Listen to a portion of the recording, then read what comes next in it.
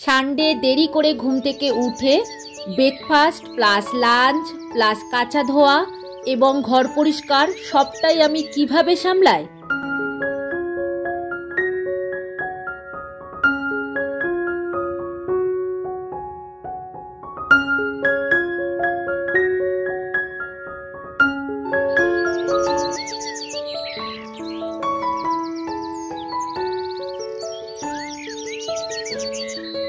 রাধে রাধে বন্ধুরা, শুভ সকাল। তোমরা কেমন আছো? আশা করি তোমরা যে যেখানে আছো সবাই খুব ভালো আছো, সুস্থ আছো। লালটুকুন্তি কিচেন অ্যান্ড ব্লগ চ্যানেলে তোমাদের সবাইকে জানাই স্বাগত আর অনেক অনেক ভালোবাসা। আজকের তো সানডে, ছুটির দিন, তো আমার ঘুম থেকে উঠতে একটু দেরি হয়ে গেছে, ওই 7টা মতো বাজে। আর কালকের কিছুটা জামা কাপড় কেচেছিলাম, সেইগুলোই মেলে দিয়েছিলাম সেটের তলায়, তো সেগুলো দেখো সকালবেলায় আমি একটু বাইরে বের করে দিচ্ছি। আর কিছুদিন আগে বৃষ্টি হচ্ছিল, তবে এই যে 2-3 দিন হলো খুব কড়া রোদ্দুর উঠছে আর গরমও পড়ছে। তো আমি ওই বিকালের দিকে কেচে দিয়েছিলাম বলে সেটের তলায় মেলে রেখেছিলাম, সারা রাত ছিল। এখন দেখো যেগুলো ভিজে একটু বাইরে বার করে দিচ্ছি। আর প্রত্যেক দিনের মতো সকালবেলায় তো ছাদে আসি, তো এসে দেখছি জামা কাপড়গুলো শুকিয়েও গেছে, জানো তো, কিছু কিছু আর কিছু কিছু বাকি আছে, সেইগুলো একটু বাইরে দিয়ে দিচ্ছি। আর এই যে সকালবেলায় রোদ্দুর উঠেছে, বাবা দেখো কাঠ মেলে দিয়েছে। তো আমার ব্রাশ করা হয়ে গেছে, চলো এবার একটু হেঁটে নিই। তো এইবার গিয়েই তো নিচে কাজ শুরু করব, তো তার আগে দেখো একটুখানি আমি হেঁটে নিচ্ছি, মানে এই ছাদের মধ্যে 2-3 রাউন্ড ঘুরে নেব আর কি। আসলে হাতে একদম সময় নেই, জানো তো, যে ওই রাস্তায় গিয়ে হাঁটবো সে সময়টাই হাতে নেই। এই যে সকাল থেকে আমার শুরু হয়েছে, মানে কাজ কি কি করব না করব সবটাই মানে চিন্তাভাবনা করে নিই, আজকে কি টিফিন করব, রান্না করব। তো বর্মশাই ওদিকে রেডি হচ্ছে, মানে ও ফ্রেশ হচ্ছে, আর আমি এদিকে ছাদে চলে এসেছি। তো এবার বাজারে যাবে, দেখি বাজার থেকে আবার কি আনে। তো দেখো এদিকে বাজার থেকে চলে এসছে বর্মশাই, তো আজকে 2 রকম এই যে মাছ নিয়ে এসছে, আরও একটা প্যাকেট আছে, তো তোমাদেরকে দেখাবো। দেখো এখানে লোটে মাছ নিয়ে এসছে। তবে আজকের তো সানডে আছে, কালকের আবার খাওয়া হবে না, কারণ কালকের তো শ্রাবণ মাসের প্রথম সোমবার, ওই কারণে আমরা নিরামিষ খাবো। তো এইগুলো সব রেখে দিতে হবে। এই যে ইলিশ মাছটা আছে, এটাই আজকে রান্না করব। আর ওই যে কাটাপোনা আছে 4 পিস না 5 পিস মতো আছে, আর এই যে লোটে মাছ সবটাই কিন্তু আজকে কেটে দিয়েছে, জানো তো, আমার খুব সুবিধা হয়েছে। আর আজকে দেরি হয়ে গেছে বলে দেখো বর্মশাই রুটি নিয়ে চলে এসছে। তো এই রুটিগুলো এবার সেঁকে নিচ্ছে, আর আমি এদিকে দেখো ডিমটা বসিয়ে দিয়েছি, ডিম সিদ্ধ হচ্ছে, আর এদিকে রুটি সেঁকে নিচ্ছে বর্মশাই। তবে আমি কিন্তু রুটি খাবো না, ওদের 3 জনের খেয়ে নিতে বলেছি আমার ভাগেরটা। ওই যে এখন মাখনটা গলিয়ে নিয়েছি, চলো এবার রুটিতে লাগিয়ে দিই। আর ছেলেকে আগেই দিয়ে দিয়েছি, ওর রুটি কলা খাওয়া হয়ে গিয়েছে। এখন বাবার আর বর্মশারটা রেডি করছি। আর আমি ডিম সিদ্ধও খাবো না, ওই যে লোটে মাছ নিয়ে এসছে ওটা ভাজা করে খাবো আজকে গরম ভাত দিয়ে। বাবার ভাত করা হয়ে গিয়েছে, তো আমি তাই ভাবলাম যে আজকে একটু লোটে মাছ দিয়ে গরম ভাত দিয়ে খাবো। আর ওদেরকে দেখো এই যে মাখন লাগিয়ে দিচ্ছি, আর ওই যে ডিম সিদ্ধ দিয়ে দেবো, ওদের হয়ে যাবে। আর আজকে তো রবিবার, একটু দেরি করেই রান্না হবে, মানে সমস্ত কাজ সারতে সারতে অনেকটা দেরি হয়ে যাবে। তো ওই কারণে ওর বাবা বললো একটু ভারী টিফিন কিছু করব, তবে আমার তো করার সময় নেই, তো ওই কারণে কিনে নিয়ে এসছে, জানো তো। আর বাবা তো অনেক সকালবেলায় ওঠে, তো সকাল থেকে বলছে আমার খিদেও পেয়ে গেছে। আর প্রত্যেক দিন সকাল সকাল আমাদের ভাত করা হয়, তো সেই মতো বাবা দেখো আজকে সকালবেলায় ভাতও করে নিয়েছে।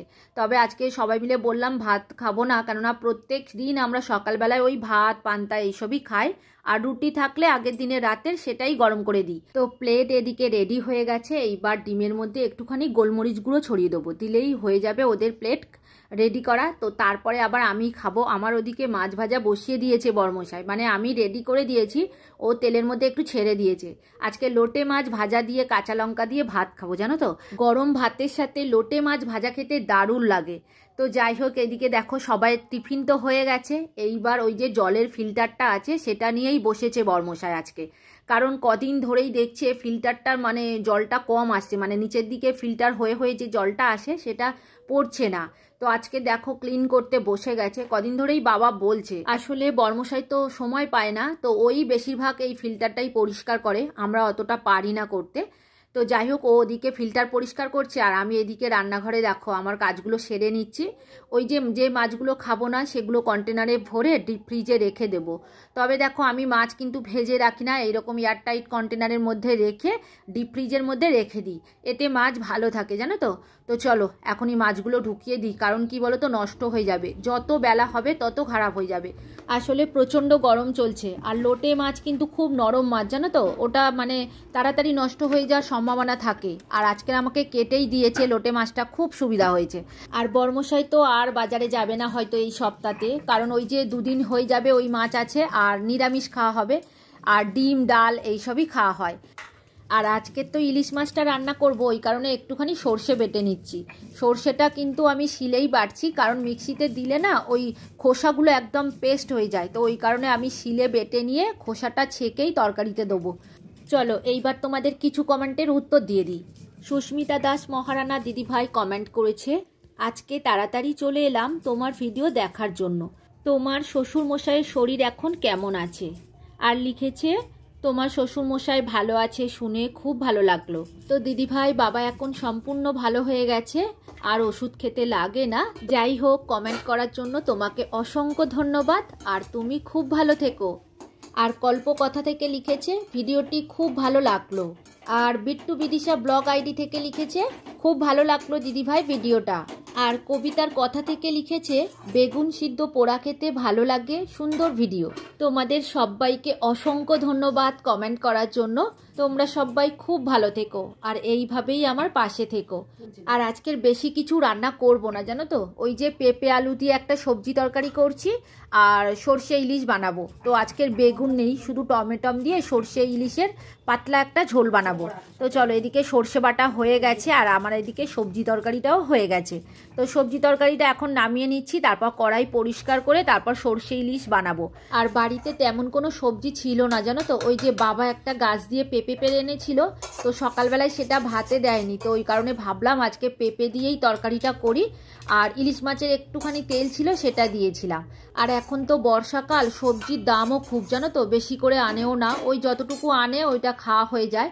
তো বাড়িতে কিছু ছিল না বলে আর দিইনি, ওই যে পেঁপে দিয়েই শুধু চচ্চড়িটা বানিয়েছি। তো এদিকে দেখছো একটা কাঁঠাল পাঠিয়েছে মা, কিছুটা নিয়েছে আর কি, মানে পুজো দিয়েছিল ওদের, তো সেটাই আমার পাঠিয়ে দিয়েছে ছেলের হাত দিয়ে। তো আজকে খাওয়া হবে সন্ধ্যের দিকে। তো চলো এইবার মাছটা ভেজে নিই। তো দেখছো ইলিশ মাছ ভাজা বসিয়ে দিয়েছি, তবে ইলিশ মাছ কিন্তু কড়া করে ভাজতে নেই, হালকা করে ভাজলে ইলিশ মাছের স্বাদটা ভালো পাওয়া যায়। তো আমি হালকা করেই ভেজে নেব আজকে। অনেকে আবার কাঁচাও রান্না করে, তবে কাঁচা রান্নার থেকে একটু হালকা করে ভেজে নিয়ে রান্না করলে বেশি খেতে ভালো লাগে। তো মাছ ভেজে তুলে নিয়েছি, এখন তেলের মধ্যে কালো জিরে আর টমেটম দিয়ে দিলাম, আর 2টো কাঁচা লঙ্কা দিয়েছি। এটা আমাদের গাছের কাঁচা লঙ্কা জানো তো, খুব ঝাল, তো ওই কারণে বাটিনি, বাটলে আমার হাতটা জ্বালা করতো। আর ওই যে কাঁচা লঙ্কা সর্ষে দিয়ে যখনই আমি বাটি তখনই দেখেছি আমার হাত জ্বালা করে, তো ওই কারণে আমি সর্ষেটা এমনিই বাটি। তো ওই তেলের মধ্যে একটুখানি হলুদ গুঁড়ো আর লঙ্কার গুঁড়ো দিয়েছি, আর কিচ্ছু দেবো না। তো চলো এইবার সর্ষে বাটাটা দিয়ে দিই। তো দেখো এখানে সর্ষে বাটাটা কিন্তু আমি ছেঁকেই দেবো। ওই যে সর্ষে বাটাটা একটু জল দিয়ে গুলিয়ে নিয়েছি, নিয়ে ছাঁকুনির মধ্যে ছেঁকে ওর জলটা দিয়ে দিলাম। আর বাকি যে খোসাটা রয়েছে ওইটা গাছের গোড়ায় দেবো বলে আমি রেখে দিয়েছি। তো চলো আরও একটু ধুয়ে জল দিয়ে দিলাম, মানে একটু পাতলা মতো ঝোল বানাবো আর কি। তো দেখছো এখানে ঝোল ফুটে উঠেছে, এইবার ভেজে রাখা মাছগুলো দিয়ে দিচ্ছি। এইবার আরেকটু ঢাকা দিয়ে ফুটিয়ে নেবো, নিলেই আমার মাছের ঝাল হয়ে যাবে। আজকের ওই যে মাছের ঝাল বানিয়েছি আর পেঁপে আলু দিয়ে একটা সবজি তরকারি বানিয়েছি। তো এইবার টেবিলটা আমি ক্লিন করে নিচ্ছি, কেন বলো তো, সকালবেলায় ওই যে রুটি খাওয়া হয়েছিল না, রুটির যে গুঁড়োগুলো তো পড়েছিল টেবিলের মধ্যে। আর টেবিলের মধ্যে এরকম নোংরা পড়ে থাকলে আমার মানে ভালো লাগে না, একদম একটু পরিষ্কার পরিচ্ছন্ন থাকলে ভালো লাগে। রান্না তো হয়ে গেল, এইবার গ্যাস ওভেন পরিষ্কার করার পালা। তার সাথে দেখো এই যে স্ল্যাবটাও পরিষ্কার করে নেবো। সকালবেলায় ওই যে রুটি শাঁকা হয়েছিল না, তার জন্য বেশি নোংরা হয়ে গিয়েছিল জানো তো। ওই যে রুটি করলে বা রুটি সেঁকলে দেখবে ওই যে গুঁড়োগুলো পড়ে না, তার জন্য বেশি নোংরা হয়। তো যাই হোক, এদিকে দেখো আমি মুছে নিলাম শুকনো করে, আর এমনিতেই পরিষ্কার আছে। এই যে রান্নাঘরটা ক্লিন করে নিয়ে তারপরে বাসন মাজবো। ওদিকে আবার বর্মশাই জামা কাপড় কেচেছে কিছুটা, ওগুলো আবার মেলতে যাব। তো ও কেচে রেখে দিয়ে আবার ঠাকুর ঘরে যাবে। আর আজকের আমি বলেছি ওকে কিছুটা কাচাকুচি করে দিতে, কারণ কদিন ধরে আমি কাচ্ছি না, আমার ভীষণ কাশি হচ্ছে জানো তো রাতে, ওই কারণে ও কেচে দেবে বলেছে। আর সকালে টিফিন খাওয়ার বাসন সব মেজে নিয়েছি আগে। তো এগুলো দেখো রান্নার বাসন, আর ওই যে তাওয়াটা তখন মাজিনি, তো এখন মেজে নিলাম। আসলে তাওয়াটাতে ওই রুটি সেকলে না একটু পুড়ে পুড়ে যায়, লেগে যায়, তো ওই কারণে আমি ভিজিয়ে রেখেছিলাম। তো চলো এইবার বাসনগুলো গুছিয়ে নিলেই আমার রান্নাঘরের কাজ মোটামুটি শেষ হয়ে যাবে।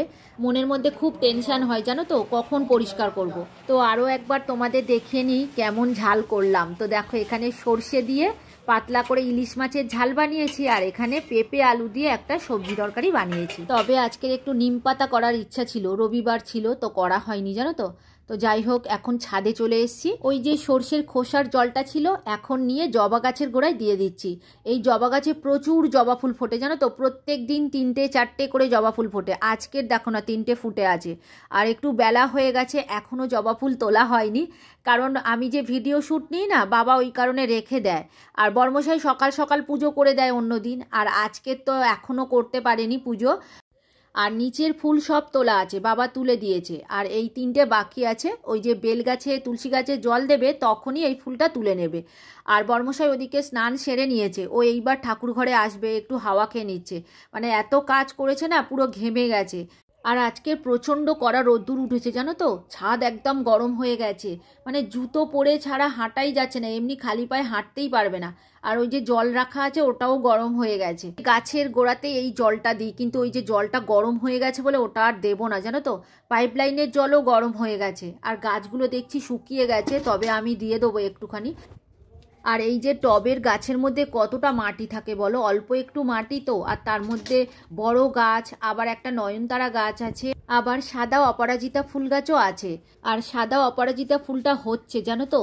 তো বাবাকে বলেছি একটা নীল অপরাজিতা ফুল নিয়ে পুঁতে দেবে, মানে ফুল গাছের দানা নিয়ে। নিচে হয়েছে, তো সেই দানা যদি একটা পুঁতে দেওয়া হয় ছাদেও গাছ হবে। তো যাই হোক চলো এবার পায়রাগুলোকে একটু খেতে দিই। আমি খেতে দিচ্ছি না বলে আমার সাথে সাথে ঘরের মধ্যে ঢুকে যাচ্ছে জানো তো, ওই কারণে দরজাটা বন্ধ করে রেখেছিলাম। তো ওদের একটু খেতে দিলে তবেই ওরা শান্ত হবে। আর ওদের খাওয়ার সময় চলে গেছে, মানে আরও হয়তো 1-2 ঘন্টা আগেই ওদের খাওয়া হয়ে যায় গম। তো বর্মশাই আজকে ঠাকুর ঘরে আসেনি, তো ওই কারণে ওদের খেতে দেয়নি। আর খুব স্পিডে খায় জানো তো। তো ওরা ওদিকে খাক, আর আমি এদিকে বেলগাছটায় জল দিয়ে দিই। 2-3 দিন ধরে এত কড়া রোদ্দুর পড়ছে, মানে গাছের যে মাটিটা আছে সাদা হয়ে যাচ্ছে, শুকনো হয়ে যাচ্ছে, পাতাগুলো ঝামলে যাচ্ছে। ওই কারণেই আমি বারবার করে জল দিই, যতবার ছাদে আসি গাছগুলোকে দেখি আর একটু করে জল দিই। আর আজকের ওয়েদারটা দেখছো খাঁ খাঁ করছে, যেন চৈত্র বৈশাখ মাসের মতো রোদ্দুর পড়েছে। তো যাই হোক, এদিকে দেখো নিচে চলে এসেছি। ওই যে ফিল্টারটা এখন জল শুকাতে দিয়েছে, মানে উপুর করে দিয়েছে একটুখানি, যাতে জলটা ঝরে যায় আর শুকিয়ে যায়।